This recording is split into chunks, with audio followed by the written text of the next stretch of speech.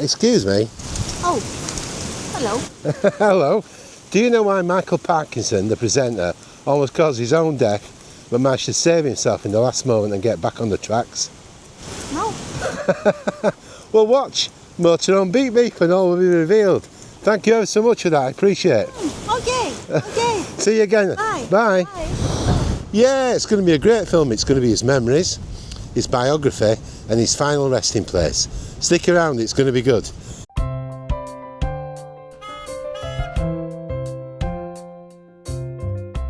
But do you find, in fact, that this, what could be best described as your equipment, in fact, hinders you, perhaps, in that pursuit?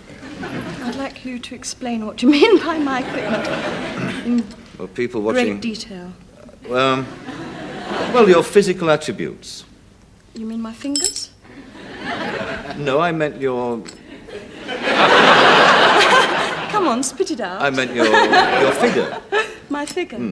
The reason Sir Michael Parkinson nearly lost his life one day is he got onto a train and drank too much. He fell asleep. He woke up with a jolt, lunged at the door thinking he'd missed his station, fell onto the tracks. Wow! 5 minutes later, a train shot past. It would have killed him. But luckily, Michael had scrambled up onto the platform. He was arrested by the transport police and given a good old telling off. But at least he was safe. Let's have a look at the reflections of his life, his biography, and his final resting place. Also, why he always feared that one of his interviews might spoil his legacy forever. It's going to be super interesting. He told the story that when he was 11 years old, his father took him down one of the pits and he went a mile underground. His father got him down there and he said, "What do you think of it, Michael?" And he said, "Don't like it," sort of thing. And he said, "That's grand." He said, "If you had liked it, I'd have kicked your ass from here to Timbuktu." He really wanted to put his son off and have something better in his life. He also cared greatly for his mother, you could see that, and I think she lived to be 96 or 97, and she had Alzheimer's. But one day he was with her and she said, "Michael, do you know that your dad's down at the pub?" And he thought, "I've got to put her straight," and he said, "Mum, Daddy's dead." And she said, she thought for a moment, and then she said, "Well, nobody told me." And then she went on to say, "If Daddy's dead, who did I climb over out of bed this morning?" She was keeping that control, and that's the way he loved her. He wanted her to remain like that, even though she got Alzheimer's. Another fact that a lot of people don't realise is that when he was doing national service, he was the youngest captain in the army. He ended up at Suez. So, when you think of the cosy chap on TV, there was some guts beneath all that.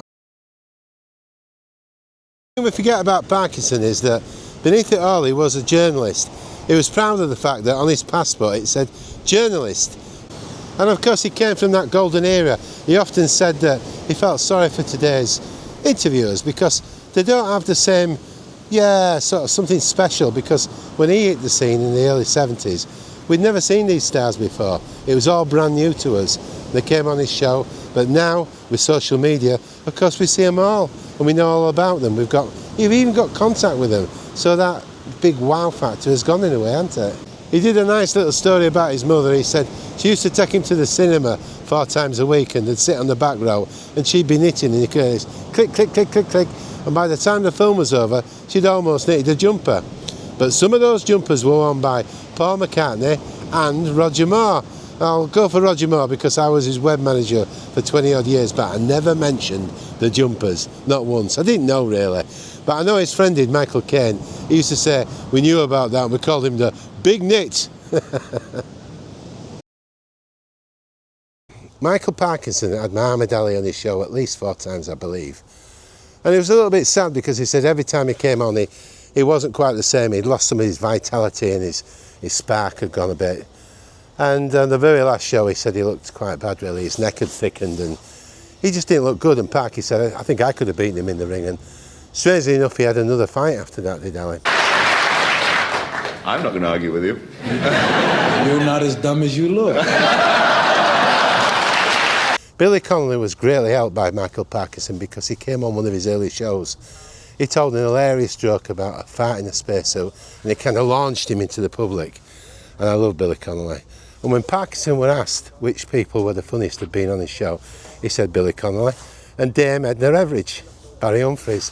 Both of them were absolutely hilarious, you've got to admit, and they came on his show regularly. Weren't they great? If a lot of people were asked which interview they remembered the most, they'd probably go on about Emu when it attacked him. Rod Hull, of course, was the puppeteer. And yeah, it was funny. But after 2,000 plus interviews, I think it got in his craw a little bit that was the one that was remembered the most.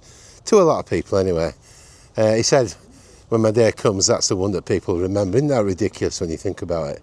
But that's how the public, what can you say? That, yes. Is it a male or female emu, this? Why don't you have a look for yourself? Well, I wouldn't know what to look for.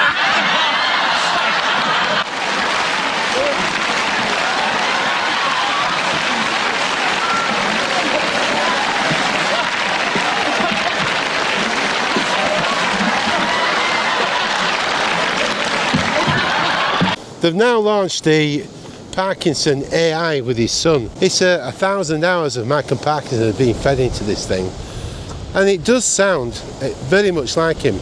I watched Fatima Whitbread being interviewed, and yeah, you would definitely think it's Michael Parkinson, but there is something missing there. It feels weird to me to think that, you know, we're treating this like Michael Parkinson. His son said very fairly that the Michael Parkinson that he knew from being a child, there was two.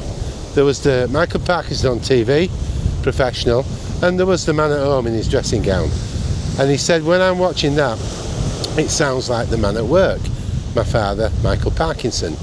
But he said, yeah, it gives people that feeling that they nearly lost it there, didn't I? It gives people that feeling that they're watching Michael Parkinson. But of course it's never, I don't think it's ever going to have that glimmer of humour. And they discuss the fact that you can't see the mini reactions in somebody's face and know all the thoughts that are going on, and the fact that they want to suddenly jump in and say something. You're never going to get that with an AI. Well, maybe you will, because they've talked about putting cameras on, you know, where the camera can catch the facial expressions. So maybe one day that'll come along too, like me trying to catch me hat. But, you know, not at the moment. Thank you very much. There's no cars drive past here, but when I'm doing this bit, he wants to drive. I love that. Look at that road there. Nobody comes down it. I've been on there before and it's never a car. So the AI, yeah, interesting. Definitely worth watching, but a little bit weird. I don't think it'll ever be that Michael Parkinson. His son said, I know he's on TV, I watch him 1,000 times. He's always on TV, and so in a way it doesn't feel strange to hear that, because I'm used to hearing my father. But for somebody who lost somebody and they don't hear the voice and they want to remember them, maybe the AI might provide something, I don't know, but it's still very strange, isn't it? Yeah. Michael Parkinson was born on the 28th of March 1935 in the village of Cudsworth near Barnsley in South Yorkshire. His father, John William Parkinson, worked as a coal miner, a tough, honest job in a tight-knit mining community. His mother, Frida, kept the home steady, while Michael grew up with a Yorkshire accent and a curiosity about people that would come to define him. From an early age, Michael was bright and ambitious. He passed 11 plus and even went to Barnsley Grammar School, leaving at 16 with O-levels in art and English, quiet foundations for the storyteller he would later become. Young Michael wasn't just about words, he was a keen club cricketer. In fact, he once kept the future cricket greats Geoffrey Boycott and Dickie Bird out of the Barnsley team by scoring a century and a 50 in successive matches. That's proper Yorkshire grit. Straight out of school, Parkinson began as a journalist on local newspapers, the kind of bread and butter reporting that builds real reporters, in the Daily Express. By the 1960s, television beckoned. Parkinson cut his teeth on current affairs programmes for the BBC and Granada Television. He presented BBC One's 24 Hours from 1966 to 1998, before hosting Granada's late-night film review, Cinema, from 1969. He was learning the craft, how to question, how to listen, and when to step back. Then in 1971, the show that would define his career launched on BBC, simply called Parkinson. It ran until 1982, returning from 1998 to 2007, and across its lifetime he interviewed an astonishing range of guests. By his own reckoning, more than 2,000 of the world's most recognisable names. What set him apart wasn't a flashy set or clever gimmicks. It was his attentive, conversational style. Parkinson treated guests with respect, but he still asked the questions worth hearing. That approach put people at ease, and sometimes it struck gold. In 1983, Parkinson joined the original Famous Five presenters on TVAM's Good Morning Britain, alongside Angela Rippon, Anna Ford, David Frost and Robert Key. He presented the weekend edition until early 1984. It wasn't a perfect fit. Parkinson's strength was long-form conversation, not breakfast television fast pace, but it showed his willingness to experiment. There were lighter moments too. He appeared on the cover of Paul McCartney and Wings' Band on the Run after McCartney promised he would appear on Parkinson if Parkinson appeared on the album cover. He did. And in 2005, Parkinson appeared alongside Peter Kay in This Is the Way to Amarillo for Comic Relief, a #1 single. Parkinson's contribution to broadcasting was recognised many times. He was made a CBE in 2000 and received honorary doctorates from Lincoln and Huddersfield. And in 2008, he was knighted for services to broadcasting, joking that, as a lad from Barnsley, they'd give it to anyone nowadays.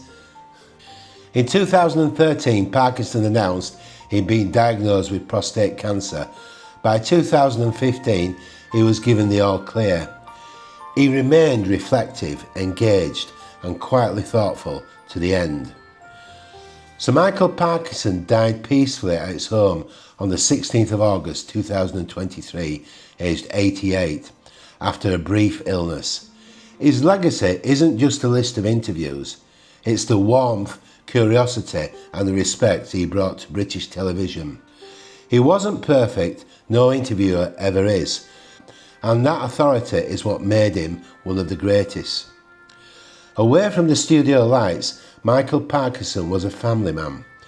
He was married for 64 years to his wife Mary, and together they raised 3 sons, Michael Jr., Nicholas and Andrew. Family mattered deeply to him, spoken about with pride but never sentimentality. Very Yorkshire that. Professionally, he became one of the most recognisable faces on British television. Michael Parkinson didn't try to be cleverer than his guests. He didn't try to dominate them. He simply listened and trusted that, given the space, people would reveal who they really were. And for millions watching at home, he felt familiar, like someone you trusted, to ask the questions you'd ask yourself. A proud Yorkshireman shaped by a mining town, journalism, cricket and curiosity. Parkinson never forgot where he came from, never pretended to be anything other than himself. When Sir Michael Parkinson died in 2023, Britain didn't just lose a broadcaster, it lost a voice that knew how to listen.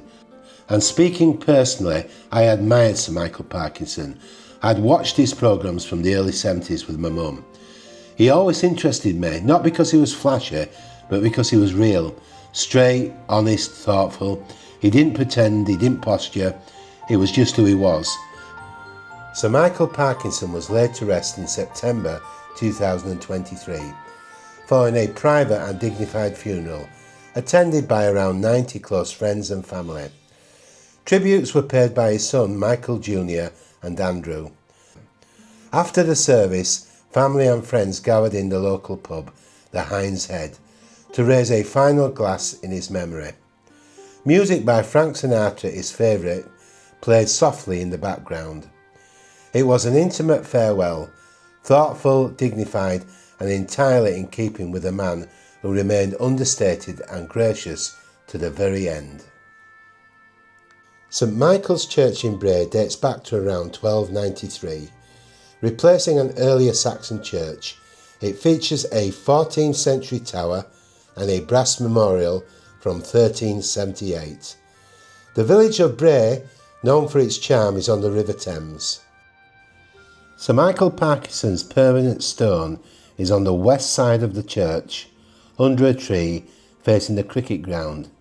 It's a peaceful and fitting resting place, reflecting his love for the sport and his modest nature. Sir Michael Parkinson's CBE, 1935 to 2023.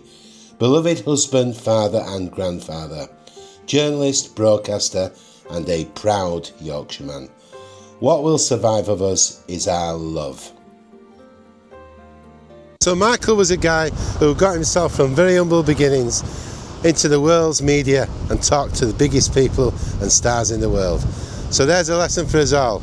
If you've got something to do and you want to do it, one step at a time, one moment at a time, one day at a time, and you get there bit by bit. And don't think about what you can't do, because the answer is what you can do. The education system does that the wrong way around. They try and make you good at what you can't do. No. Do what you're good at and what you love doing. So start today if you want to do something. So if you enjoyed the film today, don't forget, subscribe, hit the notifications, give it a thumbs up, and comments! I love the comments, I really do, I swear. I love to see you all. Take care of yourself wherever you are. From me, Alan at Motor and Beep Beep. Bye, see you soon.